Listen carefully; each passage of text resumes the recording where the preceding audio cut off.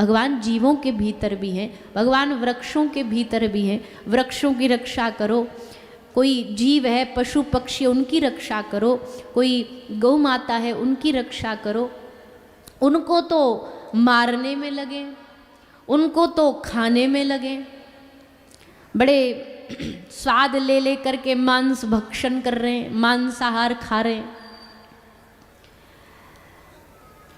आजकल पहले के समय में कोई किसी को ऐसे बोल देता था ना कि भैया हम मांसाहारी हैं, तो उसको लोग टेढ़ी नज़र से देखते थे, अरे राम राम राम मांस खाता है, छी। आज के ज़माने में कोई ये कह दे भैया हम शाकाहारी हैं, तो उसको लोग टेढ़ी नज़र से देखते, अरे बड़े पिछले दिमाग के हो आप, तो बड़े पिछड़ी हुई सोच के हो, आप मांस नहीं खाते, आप ये नहीं, अरे राम राम राम, बताओ हद हो गई। आजकल कलयुग का प्रभाव तो देखो, बुरे लोग खुश होकर अपनी बुराइयां बता रहे हैं, अच्छे लोग अच्छाइयों को ले लेकर के शर्मा रहे हैं। शराब पीने वाला शराब पीता खुलेआम दोस्तों के संग में बैठक करता है, उन 10 दोस्तों में अगर एक दोस्त बिना पीने वाला ना, तो ऐसे बैठा रहता सर झुका के, जिसको कितना बड़ा पाप कर दिया उसने। तुम ये, अरे तुम सिगरेट नहीं पीते, अरे राम छी छी छी, तुमने जीवन का मजा ही नहीं लिया। ऐसा कलयुग आ गया भैया।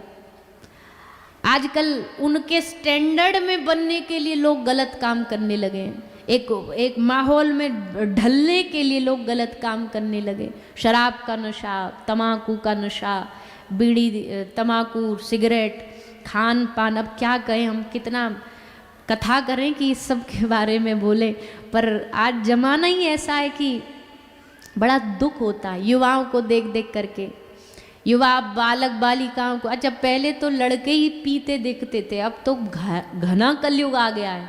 अब तो शहरों में निकलो तुम तो सड़कों पर देवियां भी धुआं छोड़ती हुई उनके दर्शन हो जाते हैं। पहले विदेशों में होते थे, पहले हम विदेश जाते थे तो मन नॉर्मल है, अब तो अपना देश भी भैया खूब विकास कर रहा है खूब आगे बढ़ रहा है। अब बढ़े खूब आगे, पर बढ़िया चीज़ों में तो बढ़ो, अच्छी चीज़ों में तो बढ़ो।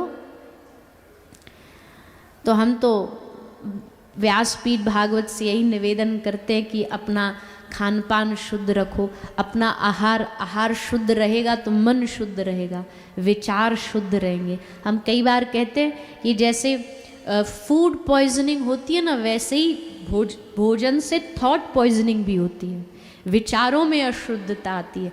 आप अब मांस खाओ, किसी जीव को खाओ, तो आपके भीतर क्या गया, अंदर हिंसा गई। अब आपकी प्रवृत्ति भी हिंसक जैसी होगी। प्याज लहसुन को भी क्यों मना करते हैं, क्योंकि उसकी जो गिनती है वो तामसिक भोजन में आती है, तामसिक खाने में आती है, इसीलिए उसको मना। अब जिसको भजन में आगे बढ़ना है उसके लिए आवश्यक है कि वो तामसिकता से दूर रहे। जिसको यह है कि नहीं भाई हमारा तो जीवन जैसा वैसा बढ़िया, तो फिर आदमी कुछ भी करे, पर जिसको भजन में आगे बढ़ उसको तामसिक। और मांसाहार तो एकदम तामसिक भूख, क्योंकि जब किसी पशु को जीव को मारा जाता है वो उस समय हिंसक होता है, उसके भीतर बदले की भावना, डर, भय, क्रोध, गुस्सा, वो सब उस भोजन में आता है और वो आप प्लेट में सजा के खाते हो बड़े शौक से।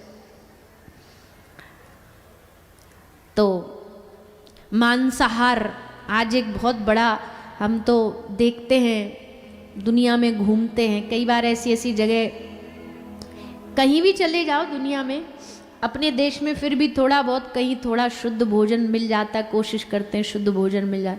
बाहर जाओ तो अरे राम राम राम राम। एक बार हम कनाडा से कहीं से आ रहे थे, 1 दिन का स्टे, बीच में ट्रांजिट फ्लाइट थी हांगकांग होते हुए।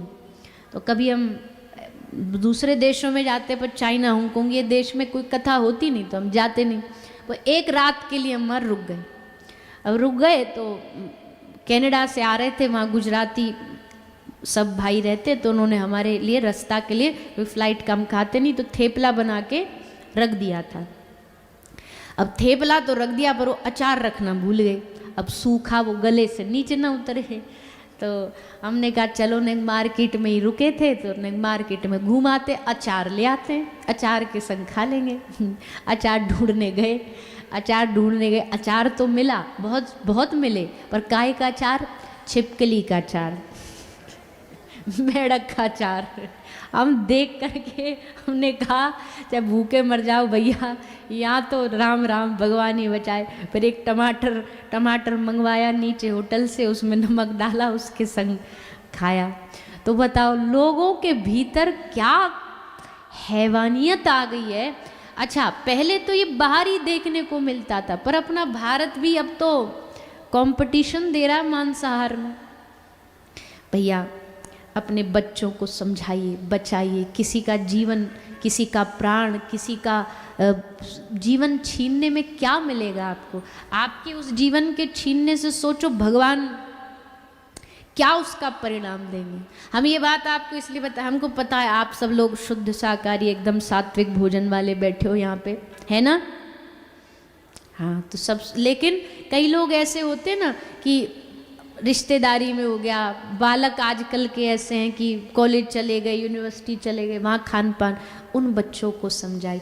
आज हद तो, मानसिकता तो इतनी गिर गई है, युवा बच्चे आजकल टेस्ट करने के लिए, भारतीय सनातनी बच्चे बीफ खाने को तैयार हैं।